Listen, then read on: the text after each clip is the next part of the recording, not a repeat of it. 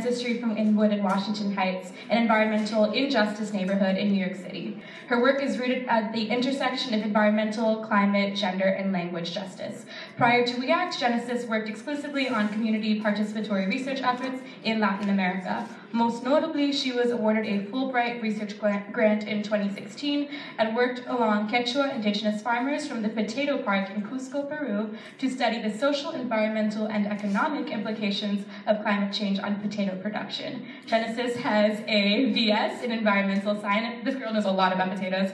In environmental science from Marist College, and is currently pursuing an MS in environmental policy and sustainability management from the New School. And give it up for Genesis, yeah. And we also have here today Santana Benitez. She is a Food Network Chopped champion who received her culinary and culinary management diplomas from the Institute of Culinary Education in New York City. After working in different restaurants throughout the city and interning in the Tasting Table Test Kitchen, Chef Santana decided to branch out on her own as a freelance chef and culinary instructor under her company, I'll Cook Like Your Mother. Santana is currently living in San Juan, Puerto Rico, where she has launched La Clínica de Comida, or the Food Clinic, a free community food and alternative healing initiative that was directly inspired by the Black Panthers' People's Free Food Program. Chef Santana can also be seen playing Lourdes Lulu Blackmon in the Spike Lee's Netflix series, She's Gotta Have It, on Netflix. Good show. And we also have Gabriela Rodriguez. She is the Communications and Outreach Coordinator at Harlem Grown. She received her bachelor's degree in Sociology and Environmental Studies at Amherst College and has been involved in food justice work and advocacy since 2010. She helped develop a youth-led organization which mobilized high school students from New York to post-Katrina New Orleans to work on an urban farm in the lower 9th Ward. The organization is still youth-led and provides opportunities to participate in community-led urban farming throughout the nation to work in solidarity with those most affected by food insecurity and apartheid. At Harlem Grown, she is responsible for both community outreach and engagement, as well as internal and external communications, which include facilitating dialogue around the social, political, and economic factors that affect food justice in Harlem and beyond. Prior to this role, she served as a food corps service member and educator with Harlem Grown. She is an aspiring chef, restaurant owner, and believes in the power of food to bring people together. And we also have here Dennis Derrick, who is a professor of professional practice at the Milano School of International Affairs, Management, and Urban Policy at the New School. He has over 30 years of experience in both research and executive management positions, and he has been involved in 3 successful startups. So his most recent startup, now entering its 9th year, is the Corbin Hill Food Project, a mission and values-driven social venture that provides fresh food to those who need it most with a long-term vision of sovereignty. And we actually are a distribution site for the Corbin Hill program, so if you would like to receive farm shares for pickup at these monthly meetings, come to the back at the end of the meeting or come find a staff member and we'll help you get signed up. So thank you Dennis for being here. And Dennis is also a member of the WeAct board. And then we have Morelis Ortiz, who is a WeAct member. She is a community chef, visionary, educator, and daughter of immigrants with roots in the Dominican Republic. Morelis recognizes the knowledge and strength that Black and brown people hold, and is committed to being a vessel that reminds her of this wisdom. Her people of this wisdom. She has been doing food sovereignty-related work for the past 6 years. She is an advisory board member and community food education consultant at Just Food, and was previously a worker-owner of Woke Foods, a cooperatively owned Afro-Caribbean plant-based food business. Last summer, Morelis launched the People y Alimentos Solidarity Program, a bilingual and intergenerational offering with a focus on building solidarity among Black, Indigenous, and Latinx heritage people through land and food at the Kelly Street Community Garden in the Bronx. This year, PAS was awarded the Citizen Committee grant to organize this program again, so congratulations. Morelis is a City College alum, right around the corner, and enjoys dance-offs. preparing remedio caseros, and helping her parents' restaurant in Corona, Queens address health disparities and be more eco-friendly. So thank you for being here today, all of you. Yeah, and we'll begin. I'm going to ask a question and we can just go down, down along the table. So first of all, it would be great if you could tell us a little bit more about your work and what food justice means to you and how you envision food justice looking in our communities. That's the first question. Big question. Okay, so I'm gonna take my We Act hat off and I'm gonna put my hat on that I had when I worked in Peru. So as the manager of the Indigenous Peoples Climate Change Assessment Initiative in Cusco, Peru, part of the work that I did there was convene a coalition of 9 different Indigenous communities throughout the world, working with Indigenous leaders to basically apply an Indigenous methodology to research when it came to collecting data on, how is climate change impacting these 9 different communities. So aside from providing technical resources, I worked a lot with the Indigenous communities in Peru to look at their research project in terms of how is climate change impacting potato production, food security, and or food insecurity in their community. And something that I saw working with the Indigenous folks there in Peru is that climate change was having a significant impact not only on their consumption of potato, but also their own identity and heritage and culture. Because even though the potato was something that they needed as part of their stable diet, it was also part of who they were as peoples. And so the threats of climate change, like increased drought or increased pests in the field, has had significant impacts in reducing some of their potato production. And so in my work there, what I've learned is this concept and this idea of food sovereignty, which I know that the rest of the panelists will talk more about. I'm here more to give you all like an international perspective, because a lot of what's happening locally here, which we'll hear from our panelists, really does have significant repercussions within the international scale. And so working with the Indigenous folks in Peru, something that, again, they've introduced me to is this concept of food sovereignty, where it's how do we ensure that the people who are producing and consuming and distributing the food really have a say in how that all happens. And it's this idea and this practice of self-determination. And so why that's so important is because it's a revolutionary way of looking at how we re-envision and reimagine our food system today. Because when we think about it today, it's very rooted in a capitalistic economy where we have these big agro businesses, just taking up land, raising a lot of cattle or planting specific crops. And not really diversifying all what they're growing. And so part of what I've learned working with these Indigenous folks in Peru is kind of what a small scale view of food sovereignty can look like in a community. Where women are the ones taking leadership roles in determining what should be grown, where we're not just growing potatoes, but we're also growing quinoa for like medicinal purposes, where we're growing other medicinal plants, where we're growing other varieties of potato that like are resilient to climate change or pests or drought.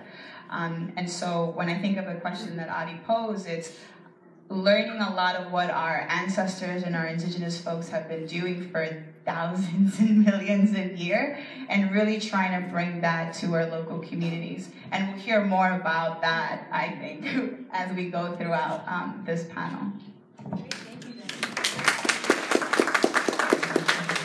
Good morning, everyone. Nice to see you all. I came from Brooklyn, so all the way down south. So she mentioned that I live in San Juan, which is true. I moved to San Juan. My family's Puerto Rican on my father's side, and I moved to San Juan permanently in September of 2018, so last year. In January of 2017, I went to Puerto Rico and I lived there for about 6 months. Because this is prior to Maria, right? And even before Maria, the island was really struggling, and it still is in many, many ways. So I went there with some friends who are journalists to make a documentary. We have weeks of footage, still hasn't been released, but you know how that goes. Anyway, so I went back to San Juan in 2018, and you know, I'm a chef by trade. I went to culinary school, worked in restaurants. It's what I do. It's still what I do full time. I actually don't even tell people that I'm an actress because it's like seasonal. They figure it out. They're like, I know you. But anyway.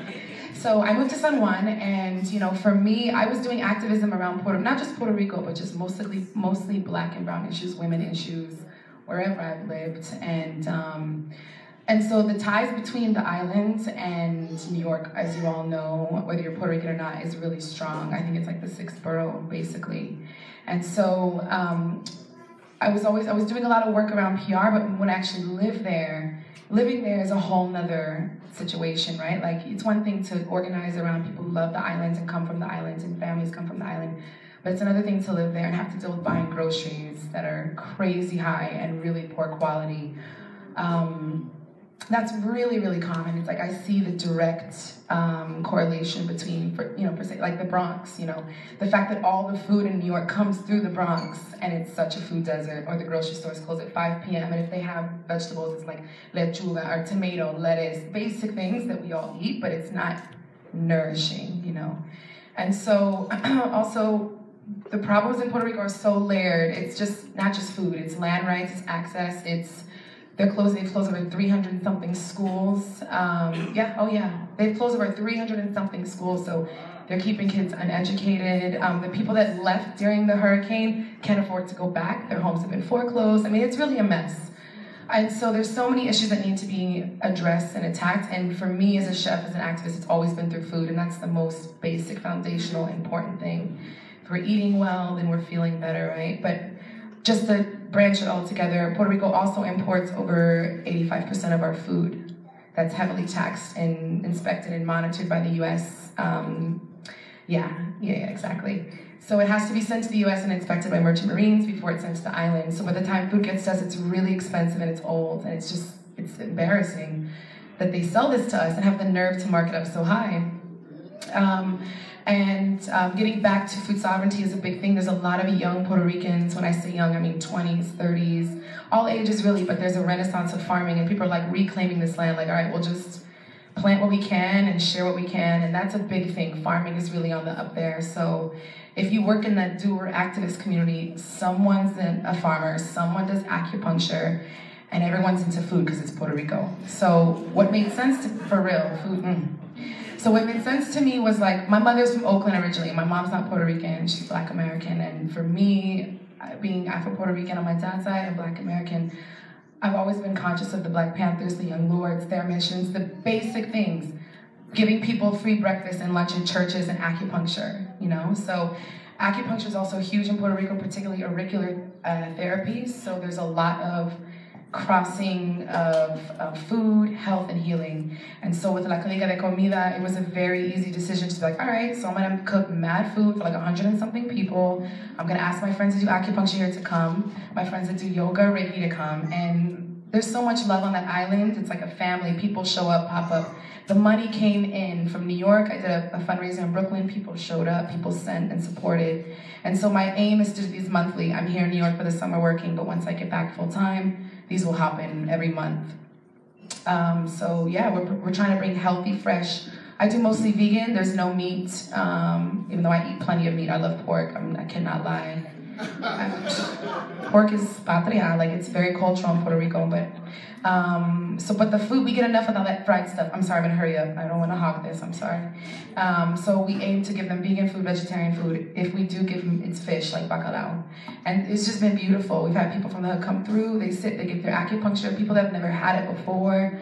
They're walking away with produce, we're gonna get water filters out, and I'm very clear, this is a Black Panther program. We educate them. This comes from the West Coast, from Black civil rights activists, and it continues to go through to the Caribbean. So thank you for having me. Thank you so much. Powerful, powerful work. that definitely is needed everywhere. Yeah, so my name is Merelis, and the work that I do, I definitely see myself as a visionary, someone that is working towards liberation for Black and brown folks.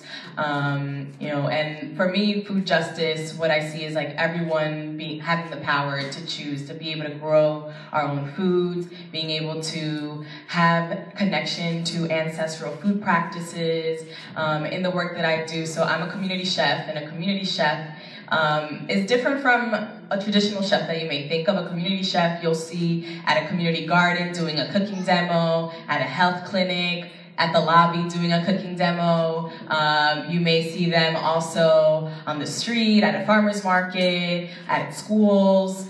So a community chef is really about being able to bring the knowledge where the people are at, being able to talk about food, talking about nutrition education, our connection to talking about our relationship with food. So that's what a community chef is. And in the work that I do with Just Food, we have a training program for people in the community that want to become food educators, that want to be a community chef themselves. So that is something that, making sure that we have people that are providing culturally respectful information that's culturally relevant. So that's something that's like really important, of having people that look like you sharing this information of what is food that is nourishing for our mind, body, and soul. So that is a little bit of the work that I do. And then with People y Alimentos Solidarity, that Addie had shared in my bio. So that is work that I'm doing in the Bronx with Kelly Street Community Garden. And the sole purpose is to be able to bring solidarity amongst Black, Indigenous, Latinx heritage people. Because in the state of the world that we're in right now, it's so important for us to build solidarity, particularly as folks of color, us coming together and being able to reconnect with the land, because, throughout history we've been stripped from our land. So, for me, food justice is us being able to reconnect with land, for us to be able to have access to land. We own the land, being able to build generational wealth. So that is something that within the work that I've done, centering cooperative work is something that for me is really important, and that's something of where other folks, everyone has a say in a business, and there isn't a hierarchy, there isn't a boss. It's like you all have a say in the work. So that's really important in the work that I do. And then with the work that I do in the Bronx, it's like really also doing like healing work. So the work is at a community garden. We do cooking together. We also do gardening together. We talk about, how has Black and Indigenous and Latinx people, how have we been in the forefront in food sovereignty work?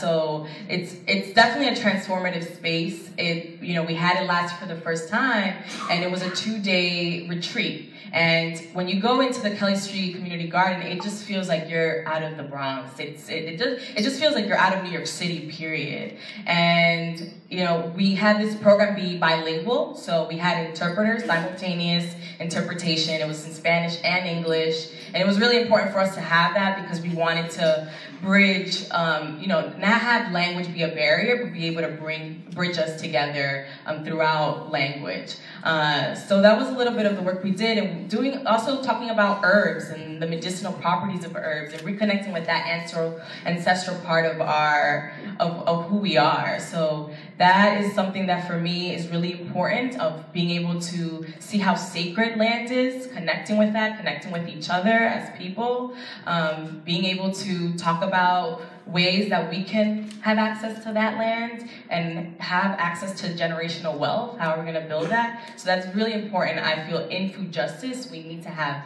those elements in that work. So I'm just going to pass it down because I know we're short in time. Awesome, thank you so much. And I especially wanted to highlight what you said about cultural relevance. And, food justice, like many other movements in the, environmental adjacent sphere, tend to be very, outwardly white in terms of, who is most visibly at the forefront. So that's why I'm really happy today to have a panel that's full of people of color doing amazing work in this field.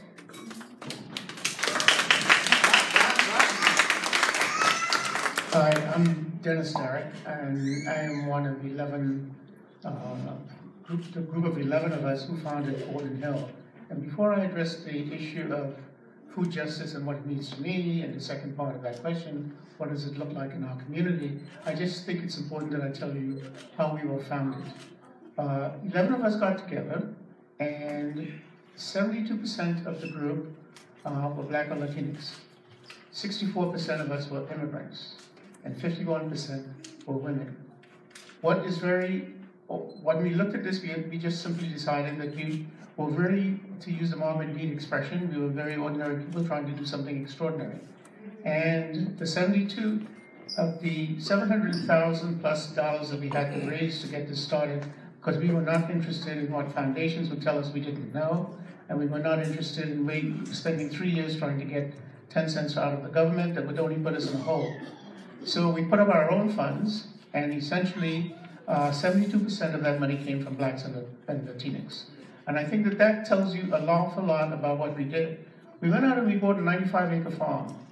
And as the bankers said to us at that time, you know a hell of a lot about numbers, but you know nothing about farming. And guess what? He was right. All 11 of us had been fantastic gardeners. We can all talk about our experiences in Trinidad, in Jamaica, in Dominican Republic, and Puerto Rico, where all the groups came from. But the reality is there's a very big difference between farming a plot of land in your backyard or doing gardening as opposed to saying you want to do farming on 95 acres. And so out of that came the fact that yes, we wanted to get food to those who needed it most, but the most important part of our mission was creating new pathways to ownership, wealth creation. And I think that that's really important. While it's necessary to get food to folks, it's not sufficient. And that is when we take a look at an industry in the city of close to $1 billion, you ask yourself, where does any of that wealth go? Almost everything we see in our community is very extractive when we talk about food. Okay, so the definition itself, there are lots of different definitions around what we mean by social justice. Some emphasize food access, some emphasize affordability, some emphasize the whole issue of nutrition, but essentially it's really what we want to grow, what we want to own, how we want to distribute it, and it's just a matter of ownership. And so it's the whole piece that encompasses what we consider the whole issue of sovereignty that you've heard over and over mentioned this morning. And so I thought it was important to talk about what does it look like in our community? And I think that's really something that we have to think about. My approach and our approach at Gordon Hill is the fact that the way we are defined as a community is how we are treated. And if you think carefully about all the assumptions that they have about us as a community, you'll begin to understand why the programs are what they are. There's a lack of ownership because we're only consumers. We're not economic citizens. There's an absence of decision making. We're not part of any of those decisions that are made. As a matter of fact, a study was just completed looking at the last 10 years of policies, food policies at the state and the city level. Not a single one of those 301 recommendations had a clause in it that says the community should be part of the decision-making process. And that's a study that you can get online and read. There's a lack of agency and choices. After all, what I call, why do you give low-income or poor folks in this community the right to simply make choices about what they do? They tell you when to go to the farmer's market. They tell you what you have to do at the farmer's market. And if you want that $2 health bucks, you've got to spend a half hour being demonstrated by someone who's not even culturally relevant to what it is you eat about how you should cook something. And I call punitive. Okay, as I said before, it's all part of what I call poverty governance. It's a punishing form of how decisions are left to us, and those decisions are none. It's all decided by someone else. And they even tell us that we have to buy all local food. In a city, as I look around this room, in a city in which 33% of all the people in this city are immigrants, they're telling us we should buy local, buy kohlrabi, learn how to cook it, learn how to love it. Why the hell should I? I prefer planters. Thank you, Dennis. Hey, y'all. I first want to just echo again what Adi just said. I have been to so many food spaces, conferences, panels. Never has it ever been all people of color, and 4 out of 5 women of color, right? So once again, thanks for organizing this. This is really important. This itself is a demonstration of food justice, what it looks like. I'll give a brief description kind of what Harlem Grown is, what it does, because we'll talk about that throughout this panel, and then talk a bit more about what food justice means to me. And so at Harlem Grown, we're a youth development nonprofit based in Harlem, as it suggests, and we like to say we plant fruits and veggies, but we grow healthy kids and sustainable communities. So a lot of the work that we're doing is not prescriptive. It's not, this is kohlrabi, this is kale, your life's gonna be better if you eat it. We have kids who come into our space for the first time and they want a green space, but for the first time, you know, they put a seed in the ground, they watch that thing grow, and they come back every day to watch it grow. And then when they try it, they love it, and they'll tell you it's the best collard you will ever eat in your life, right? And so that kind of behavior, exposure, that freedom of giving youth agency and empowering them to do this work themselves, putting it in their hands, is really how we're connecting our community back to land, back to food, back to nutrition, back to cultural relevance, all those good things. And it really is, again, giving people the space and agency to do what they want to do and to find what justice means for them in their community, because it looks different, obviously, in every community that you belong to. And it should be defined by the people in that space. So that's a bit of the work that we're doing. We work in schools, we work on our soil-based sites, we have hydroponic systems in place, we have hens come out get some fresh eggs. So all that's happening in an urban environment, and so I want to talk a bit, again, just kind of, for me, food justice, right, is an all-encompassing term. There's no static definition of what that means or what it looks like. And I think a lot of, you know, in the past, food justice has kind of been conflated with food access, and while access is a really important component to justice, it's not the only component, right? So food access is huge, that's part of it, and what does access mean? Access means affordability, healthy, nutritious, wow, I can't say that word, nutritious, right? Able to get to in under 30 minutes without having to take transportation or something like that, right? It means that it's sustainable both for you and your body, for your community, and for the environment. Access means a lot of things, cultural relevance, as we mentioned. Ownership in the food system is also part of this bit of justice, right? We think about, when I think about justice, I also think about fair wages and working conditions for those producing our food, right? You think about the vast majority of people who are producing fruits and vegetables in this country. Most of them are undocumented immigrants, right? And so they're not fair conditions in working. They usually don't have access to the actual produce that they are growing. And it definitely isn't reflected in the prices that we're paying. All of the work that's put into it, the transportation for it to get to us, and then for us to then consume it. So that's also part of justice, right? Making sure that the way we grow food in this country and across the globe is also restorative for the environment. That's part of justice for me, right? Thinking about the environmental impact at this point. We mentioned big ag a bit, you know, someone mentioned big agriculture, and you think about subsidies. Where is our money, you know, being fueled into? That's part of justice as well. Thinking about small farmers who don't necessarily have the money or the means or the space to continue their production.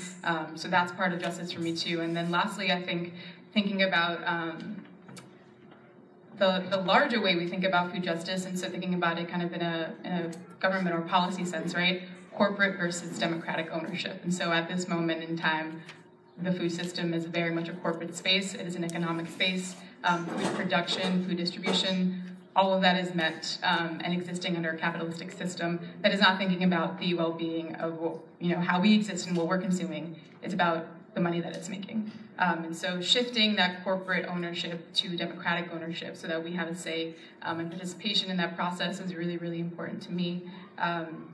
And thinking about what justice means. So I think it's an ever-expanding concept. I think as climate change, enters the conversation as well, you think about climate refugees.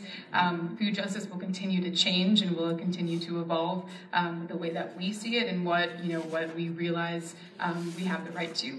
But I think we need to reconnect people, which we're all doing, and really understand that food is a right? It's not a privilege for the few. It's a right that everyone should be able to enjoy. And so I think that that's really important to keep in mind as we kind of move through this panel. Great. Thank you. And thank you as well for touching upon the labor aspects of our food system as well. I think that's really important to note.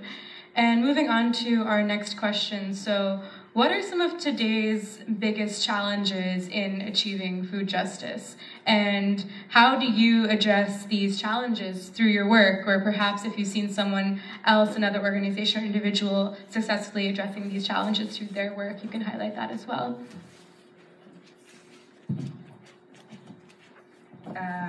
Hello. So again, I just want to remind folks that when you're working with indigenous communities and you're talking about that work, it's important to kind of remember and check your own privilege, because I'm here telling someone else's story.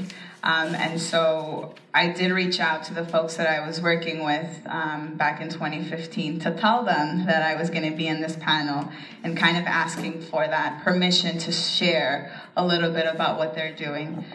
Just because, again, when we're talking about indigenous folks, we want to make sure that we're doing it in the way that we're not, bringing in that Western mentality and like colonizing way of talk.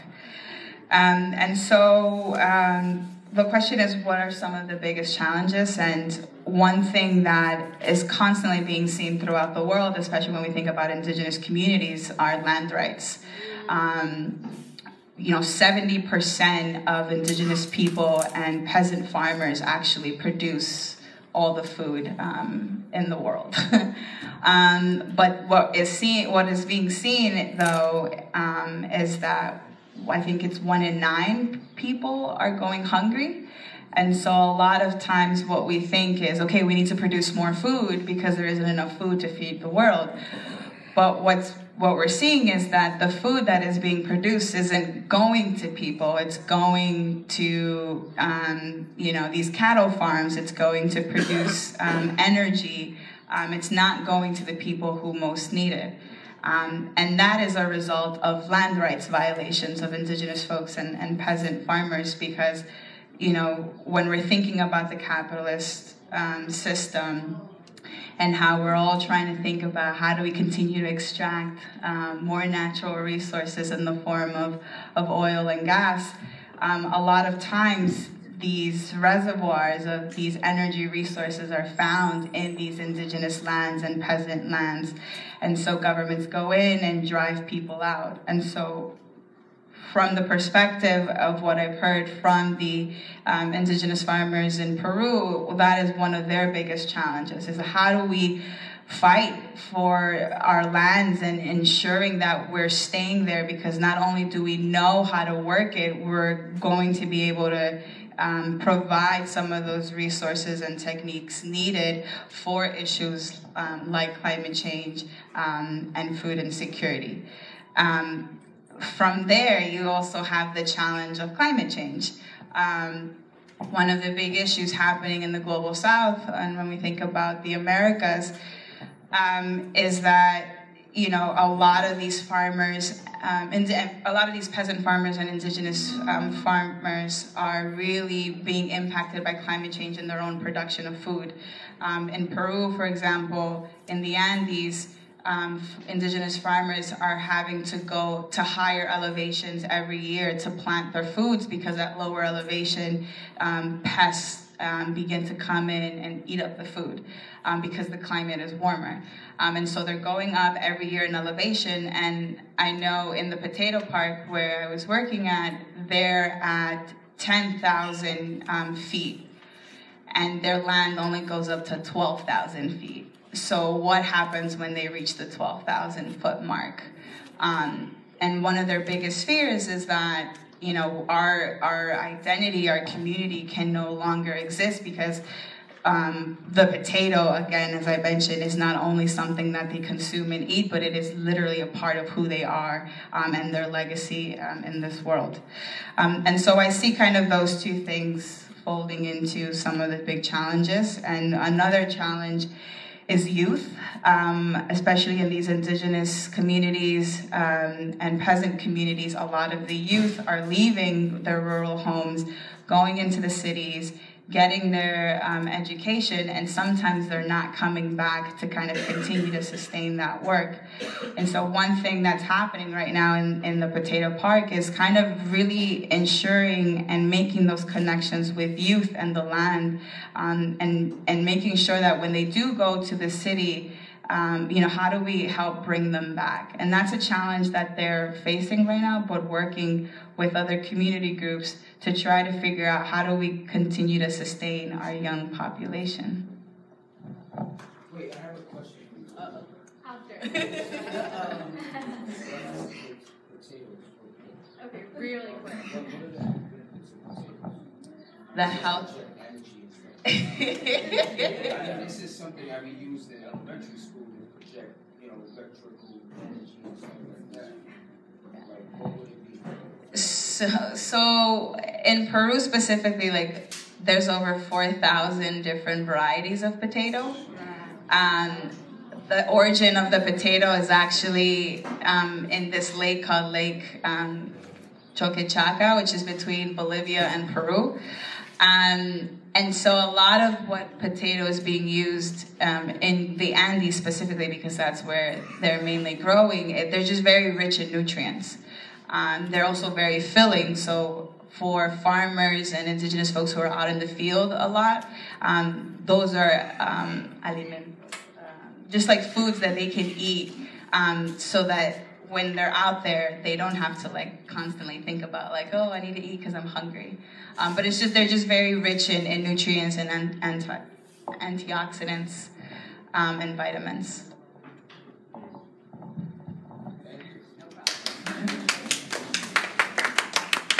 So I know this is a room of New Yorkers and we're in New York, but I'm just going to keep it within the frame of Puerto Rico because I think it's relevant to what we're talking about. Our biggest challenge really is a political challenge. It really is. We have the land, we have the sun, we have all the elements, we have the space, but it's really political. The Jones Act was enacted 102 years ago, and that is what kicked off the import-export control by the U.S. Merchant Marines. And so when all of our food is imported, like I explained, over 85%, then we rely on, when disasters happen like Maria, then we rely on food to come in. And that's horrible. So people are starving because there's no food available because we don't grow our food, And so that is our big issue until, the United States chooses to release its colonial hold, or at the very least stop the Jones Act to stop the bleeding. We're just going to keep being in this food system that isn't sustainable. But again, people working within the insides are just saying, F it, we're going to take the land and do what we got to do. So it's a political struggle for us, 100%. Great, thank you. So some of the challenges that that I see within the food space and the food movement.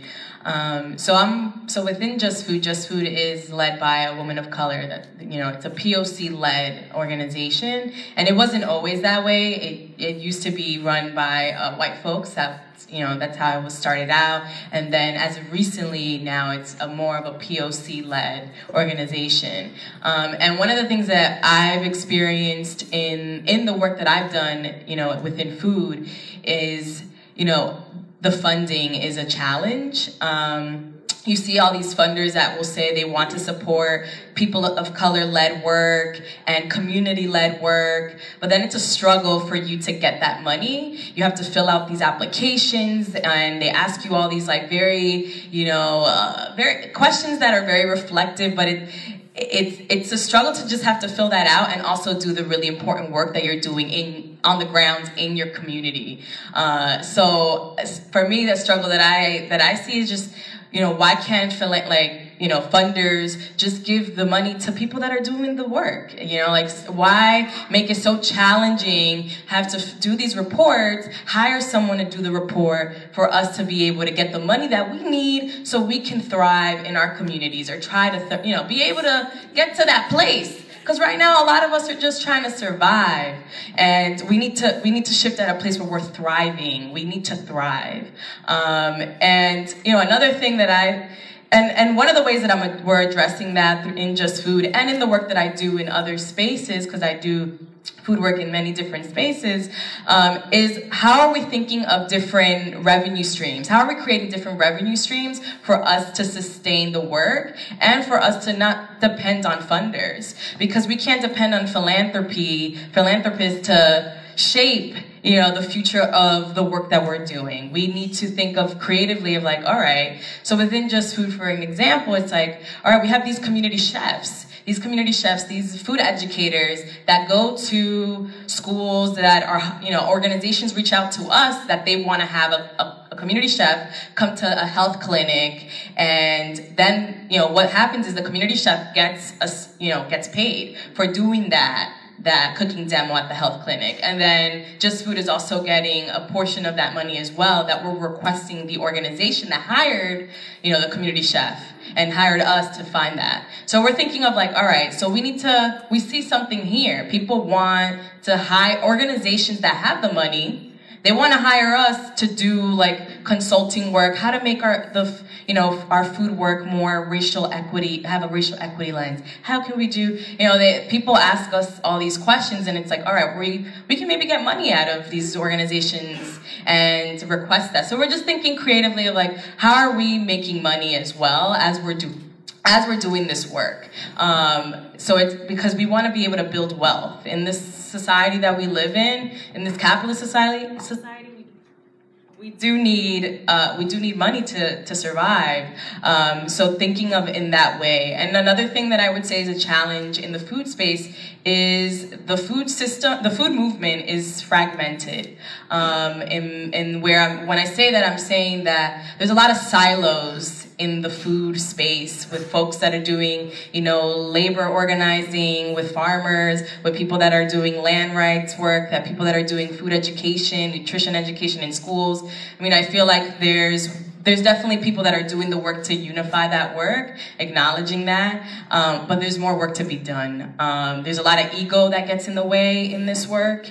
There's a lot of also of like, in this society where there is a lot of pain and people are trying to survive, us organizers, there are organizers that hurt other people in the community that are doing the good work. So it's like, even within us organizers, we're trying to work through our pain, we're doing our own healing. Some are not doing their own healing and then are causing pain in the community.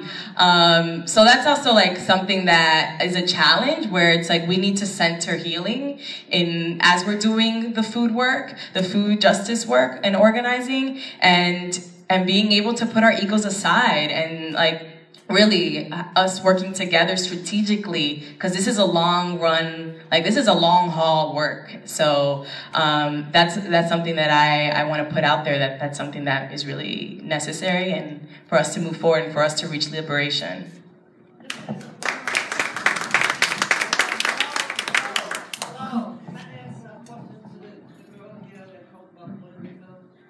Afterwards, because we're going to go through this question first, but later there'll be an opportunity for audience questions.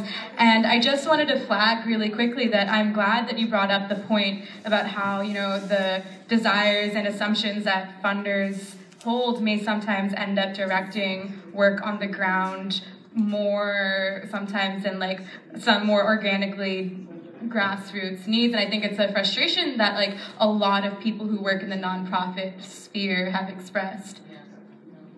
Well, this gives me an opportunity to put on my social entrepreneurship hat. I think waiting around for foundations to give you $1 puts you deeper in the hole. I don't care if it's called $100. I don't care. Secondly, we can talk about it in terms of what are the financial models that we can create that are sustainable. Look at us at Corbin Hill. Say, we sell our share for $15. We know it costs us $21. Do you think a funder is interested in that? No, they're not really interested. Because as far as they're concerned, sustaining subsidies is not exactly a good model. And it isn't. And I ask ourselves that we need to get out of the box of thinking about foundations as being our survivors. What we need is capital. That's very different from what funders give you. They give you a grant, and you have to fill out 100 forms, whether it's for $5,000 or if it's for $100,000. And you have to give the same kind of report, whether it was, you got $10 or you got $100. And so it's a question of what we want to do about it. There's a group of us who simply formed a Black Land Trust, and we've been working on it for the last 8 months, in which we hope to be able to raise the kind of capital, okay, it can come from many different sources, the kind of capital that it will take to sustain the businesses in the Black community and the Latinx community. What are we doing also about this whole issue is we are in the process of transferring our 95 acres of farmland upstate to the community. We've already done all the legal work, and we're in the process of essentially over the next few months setting up a process that will involve all of you in this room actually, plus a whole number of groups around the city. In other words, it's not about just simply talking, it's what you want to do. And the fact that we will be the first Black Latinx group to actually take 95 acres and give it back to the community speaks an awful world about what the discussion around reparations may be over time, and sets a model that I think is very different, okay? The second thing when we talk about financial models is that you have to understand the principles of sovereignty of what you want involved in terms of what you're implementing.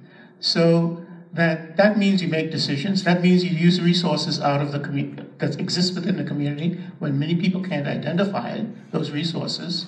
Every time they tell us to build an alliance, it's because somebody from downtown is going to come up here to, quote, help us. That doesn't work. We have a lot of stuff right here in our community. So we do something called a last mile delivery. Many of you may or may not know that if you're a small organization and you ask for, and you put in an order, if it doesn't meet a minimum of $250, you have to pay a $75 surcharge to get it delivered. Okay? These are the kinds of things that go on. So what have we done? We've been able to put together a last mile delivery model built upon all the resources that exist in the community in terms of trucking from places like Red Rabbit, refrigeration, from Riverside Church, the Doe Fund and Bear Drivers also. And now we've been able to reduce the minimum order to $150. It makes an enormous difference. See, we need to build the models and put them in and not wait for solutions to come to us. And we could do this, and it was not extractive. Everything stays in the community. There's a long talk about the whole, everyone talks about co-ops. We don't necessarily put that as our number one, even though all the principles there are fine. And I will say to you that in terms of all of the evidence around co-ops at this particular point in time, it doesn't really create the kind of wealth and the kind of jobs that we need in this particular community. They all hire 6, 8 people, if they're lucky, in terms of 5 years of existence, etc. We prefer to go out and buy businesses that we can then turn over to the community for ownership, called ESOPs, in which we can talk about food spaces that employ 300-400 people that are already successful, in which these folks are retiring. We can purchase those places and be able to turn it over to communities. We don't face the risk that many of the businesses that basically we know only 5% of businesses really continue to exist after 5 years, survive after 5 years. So that when we talk about all of these things, we also have to manage risk and ask yourself, not only the managing of risk, but to what extent is wealth being created? And if you take a look at all the data out of ESOPs, you will find out that more people leave ESOPs with what we would call their retirement funds, much more significant than would get out of co-ops, and they can create a different kind of wealth within the community. We're also thinking about how do you create a donor fund, a community-based donor fund, because we keep talking about the foundations. Everyone can tell me the number of people in this community who are on, quote, SNAP. They can also tell me how many are on some form of assistance, one way or the other, rent, stress, whatever the case may be. Very few people can tell me what the other 60% of this community looks like. We just finished some analysis that essentially looked at 20,000 homeowners in the Harlem area, and they're worth utilizing land property values as a how we talk in statistical terms, as a proxy for wealth. There was $7 to $12 billion that rested in the hands of 25,000 people in this community.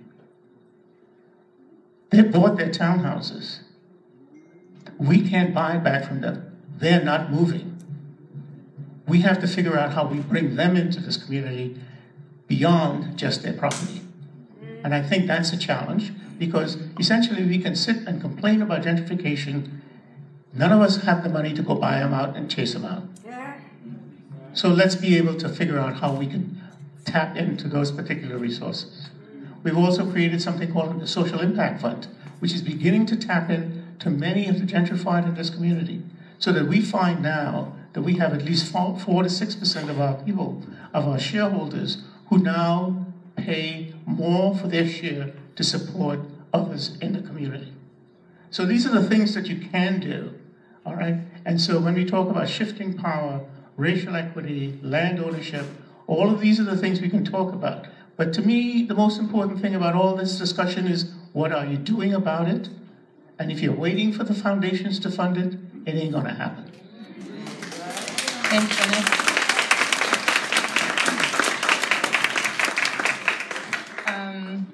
I'll keep it quick. I think for me, one of the biggest challenges in achieving food justice, especially in an urban environment and when you're working with youth particularly, is perception of food justice and of the food world. So I think a lot of the work that we're doing is meant to reconnect and remind, especially communities of color, that this work is not new, right? It's not a white space. Rooftop gardening is trendy, but urban ag has been around for generations, right? I'm going to talk about Harlem and all communities like Harlem. Places that have been redlined and that have been historically disinvested communities, government-sanctioned disinvestment, right? And so what does that look like? That looks like lack of fire departments, lack of educational spaces, lack of garbage pickup, lack of groceries, lack of green spaces, all of those things. You have a history of that in a space like Harlem, and now the other side of that is gentrification. And so we're working through so many different challenges and hurdles in a space like Harlem, in a community like Harlem, that food sometimes and gardening seems like this very removed kind of concept and notion to a lot of people who are dealing with homelessness, people who are single parents with a full-time job and kids, right? People who are also just working constantly and don't necessarily have time to volunteer. That volunteering is a luxury, right? So we're working with people who have so many other things on their plates, and so a lot of the time what we're working to do is, and again, especially kids, get them to recognize the connection between food and growing and being able to choose what you're putting in your body, that kind of agency, and how that connects to a broader sense of empowerment and choice in your life and wellness overall, right? And again, I think it's so important to recognize the role of perception in the food world. This idea of food movement has, especially in New York City and urban environments, has been very whitened. And a lot of that funding that we're all fighting for is going to really white spaces like Brooklyn Grange and things that seem really cool and trendy. But in the past, when, in places like Harlem where you didn't have a grocery to go get your food, people already, were doing poultry farming and gardening in their backyards because that was the only way they could survive. It was sustenance, right? That was the only way you were going to get access to any of those things that your body needs. So this work has been going on for so long, and I think a lot of the youth that we work with think that farming is dirty, and they think that, yoga is not for little brown boys. And so it's a lot of reconnecting that needs to be done in our space, and also just liberation, right? Like, I think it's so radical to participate in this work as a person of color, as a woman of color, because it is directly resisting so many structures that have been put in place to keep us out of this space, right? we're existing in an environment that was not made for us to be sustainable, that was not made for us for our bodies to be eating well, right? There are 3 times the amount of smoking advertisements in a community of color than a white community. That's not unintentional, right? Environmental racism comes in so many forms. You think about where are power plants located, that's disrupting air quality, that leads to asthma, but they say it's genetic, right? That's hereditary. That asthma, that diabetes, that comes from your history. That's part of your body. No, it's not. You are put in a place that gives that to you. Your water isn't clean, right? All of these different factors are all part of the same movement, right? So food justice is environmental justice, is social justice, is economic justice, etc. And so what we're really trying to instill in our kids, food is a vehicle we're using, but it's not really the purpose of the work, right? So in the power of being able to grow your own food and eat it and decide how you make it, throw your own things in there, and not be told that what you're eating is bad, I think in that work, so many of our kids go to do really incredible things, some related to food, some not. But again, the work really instills a sense of empowerment and agency, and is able to revive a community in ways that otherwise is not so much possible. And then the other bit that I just wanted to kind of echo is this idea of allyship. I'm going to quote Lila Watson, who is, she's a feminist and activist. And so there's this quote that I always kind of bring up in any panel that I sit on, but it goes something like, if you have come here because you want to help me, you're wasting your time. But if you have come because your liberation is bound with mine, then let us work together. And so again, thinking through this idea that regardless of your race, your color, your sexual orientation, whatever, this food movement that we're talking about is related to everyone and everyone's wellness and everyone's productivity, capital, independence, etc. It's all really, really interconnected, and that's also speaking to another challenge. It's often hard for people to kind of understand the intersectionality between all of these different things, and so getting people to recognize that food is political, and food is part of every decision that we make, whether or not we realize that.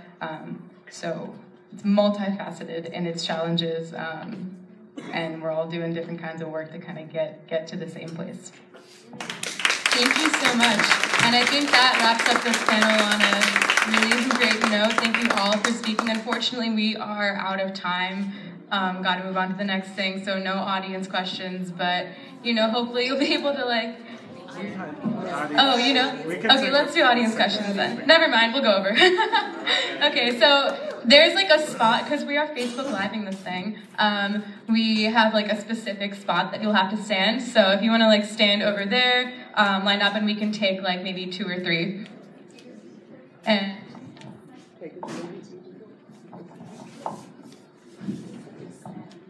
right here, stand here.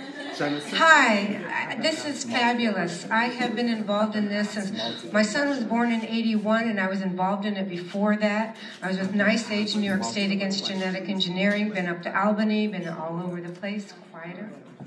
So everyone will ask their question and we'll write them down, and then depending on which panelist wants to take the question, we'll take the question, okay? Oh, my name is Donna Romo. So basically, I have been into this, been up to Albany, all over the place for many, many years against Monsanto, which is now owned by Bayer and everything like that, which brings me to the question. I have talked to people from Haiti, children who talked about how their grandparents were doing all this farming and everything, and then comes in Bill Gates and Bill Clinton and Monsanto. Monsanto, with the genetic engineering and, the glyphosates and everything like that. So I know that I'll bet you that Puerto Rico is dealing with that, and also if anybody else wants to answer that about the food that you grow, because, many people in India, the farmers, they've committed suicide and everything like that, because once you get that genetically engineered seed, and it's really, really bad for your health and everything. But I'd like to know about what you guys are or what's happening with that as far as dealing with that big white problem. White people problem.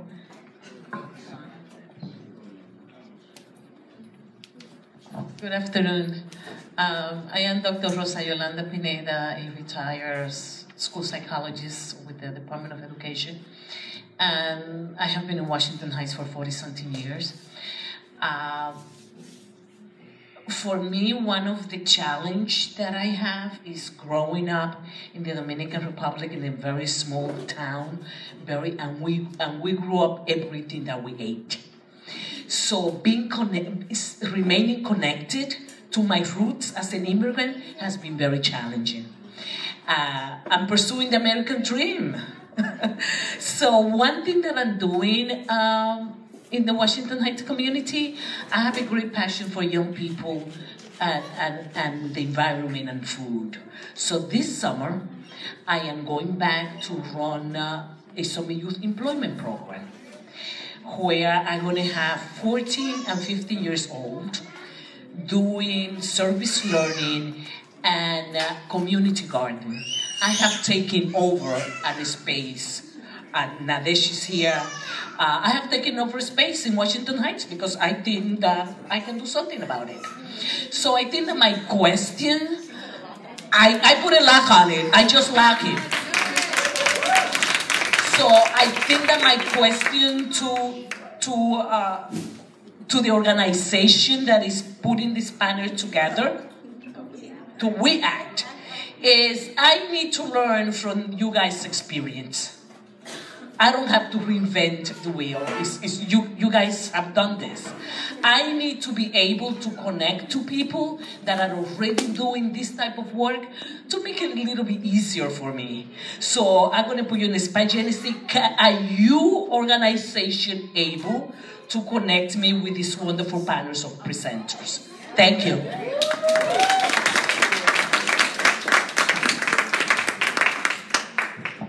Hi, my name is Nadira. Nadira, stand on the stand on the edge. Yes, you know. I'm sorry. Yes, you know, I read a lot about Puerto Rico, and Puerto Rico has 100. Hold the mic closer. Oh, Puerto Rico has 100 islands, and you believe that they should be able to grow organic food there. My problem is the political problem, like you said. I believe that Puerto Rico should become a state. You don't. No, yeah, and I think, but I think that would be where the financial aid would be cut off. Okay, so what's the you'll have all of the land, but you grow all your own. So what's the question? No, I just wanted to make that point. No, I want I say that I just believe that you'll get more financial help. Okay, you can ask. Let's get the last one. That was a statement. It wasn't a question. The question's only question. I would like to. Yeah, for sure. First and foremost, I want to thank y'all for coming here. Hello? Can you hear me now? I just want to thank y'all for coming out and sharing your knowledge. I've been in the fitness industry for over 22 years, so I take health very personal. My question is, we're all in a predicament where we're someone in this situation. How can we be able to help each other capitalize here in New York City, here in Harlem? How can we be able to pass a law where we can be able to kind of connect with real estate instead of building these buildings and projects and stuff like that, be able to use land for farming and be able to give back to our community.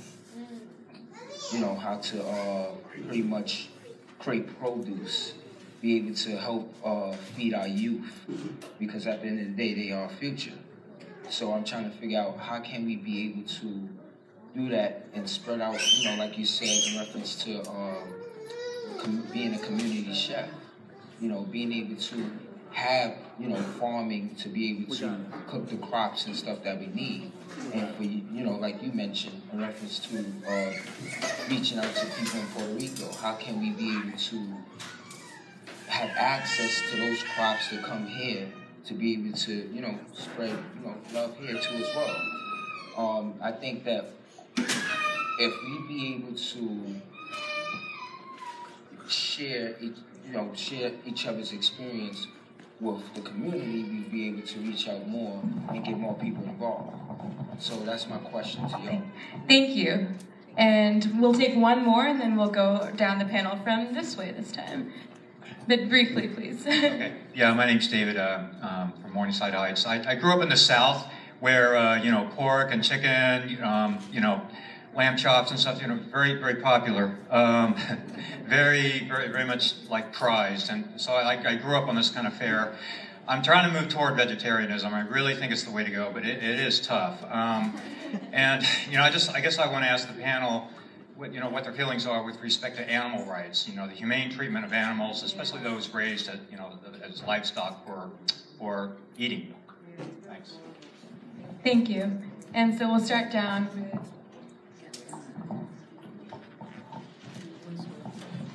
Thank all of you for your questions. I'm kind of going to jump around between all of them. For the first question, seed saving. Seed saving is really important, and that's kind of one way to resist. I think when we think about Monsanto and Bayer and how those are one, that's so dangerous. That's pharmaceuticals, right? And so seed saving is really important, and seed sharing is really important. This again taps into the idea of allyship. If we connect all of our resources, all of our farms, all of our independent farmers, urban farmers, we have I will tell you all right now, we are having a plant sale at Harlem Grown right now. If anybody wants to go buy some plants, we have an excess of seeds as well that we distribute all free of charge. So stop by if any of y'all are interested. So seed saving is important. Guerrilla gardening is possible. I know the second person mentioned they're doing that already. That is a thing, squatting in spaces that have been abandoned, that are just waiting to be developed. Grab that space, make it a community-owned space, and if they try to take it away, you resist, right?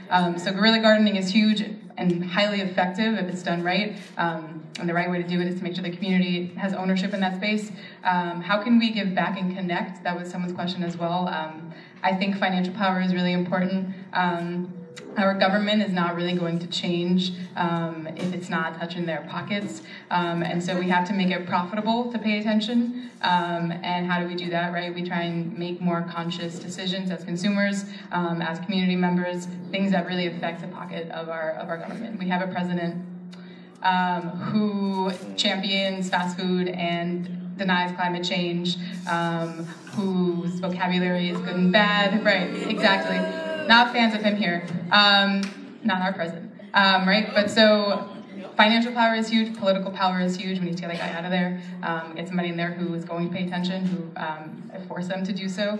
And then I think, again, returning to this idea of community agency and empowerment is really important in thinking about allyship and connection, not reinventing the wheel. We're all doing, again, similar work that has a very similar goal, and making sure that we're not putting each other down, but really raising the voices of people of color who are doing this work, amplifying those voices in those spaces. If you're a white person not sure how to be an ally, that's how you do that. You give the people whose community it is the ability and space to talk, to define what they think the space is and what the needs of that space are.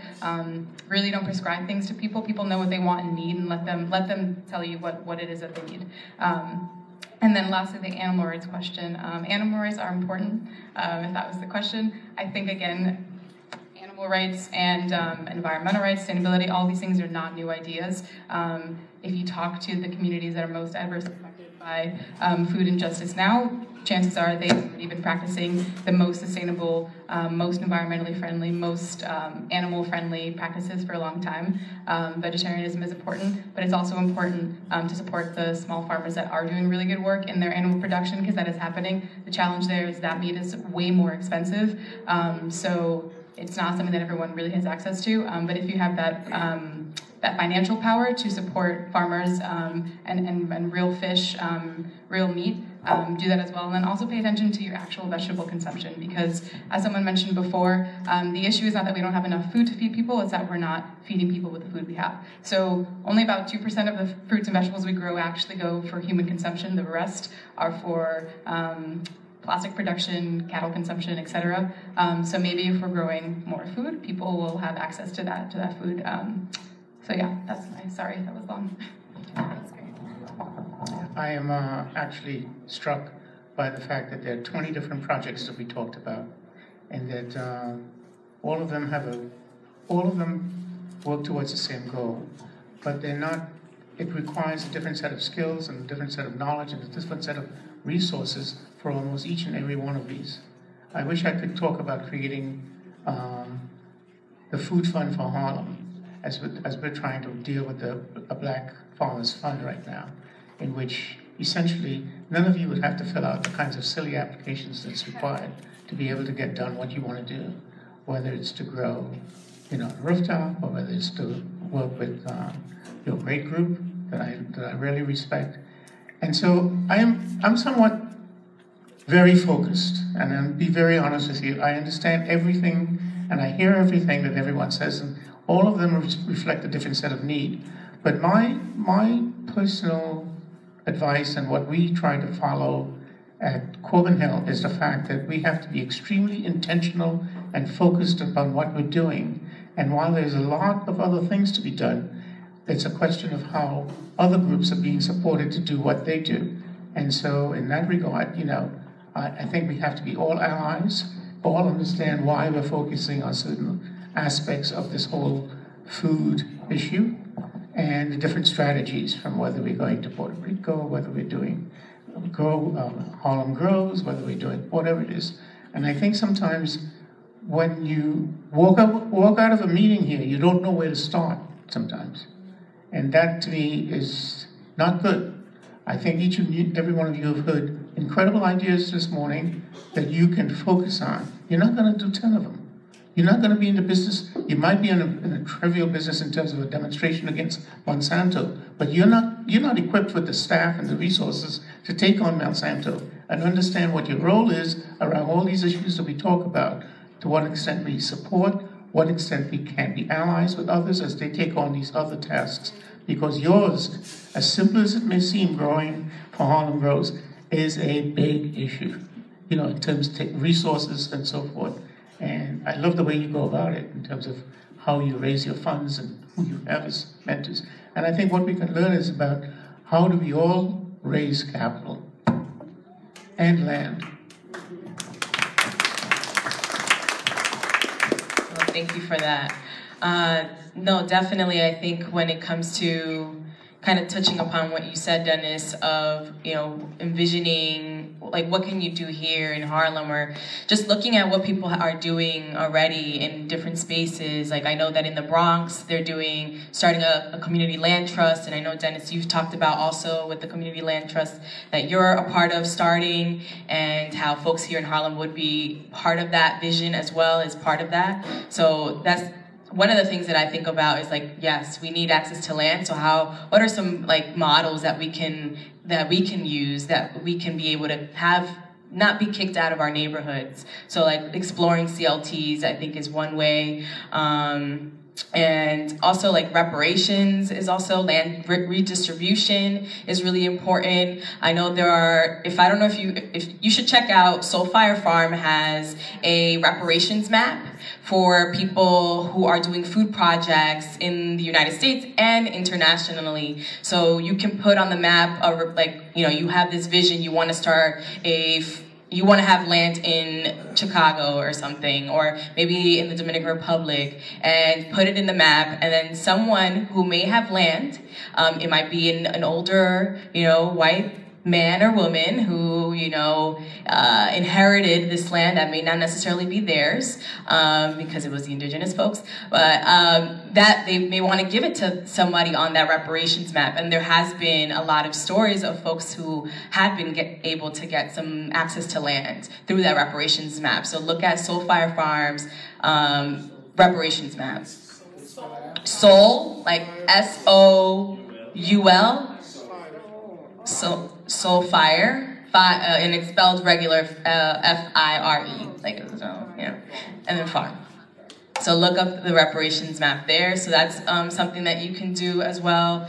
And then in terms of animal rights, I wanted to touch upon that. I do think, I myself am an aspiring vegan. I want to end up being able to eat plant-based fully and not necessarily eating animal products. And I know it's a process, and especially when you culturally grew up eating, your pollo frito, your fried chicken with, your chicharrón and all these different things, your pernil, your pork. I know it's a process. And I do believe, like, there's a lot of indigenous folks that have had that connection to land and have practiced plant-based eating. I do also think about, when we talk about animal rights, though, that we think about human rights too. Those that are at the cattle farms and the farmers that are being exploited, taking care of these animals. So I think it's really important. There are a lot of animal rights activists that go hard on like animal rights, but then when you talk about Black Lives Matter or like immigrant rights or people's rights, that's not in that conversation. They rather defend that pig to the end, but folks that are being exploited and oppressed, that's missing in that conversation. And I think I think that's just really important. If we're going to talk about animal rights, let's talk about human rights too. Yeah.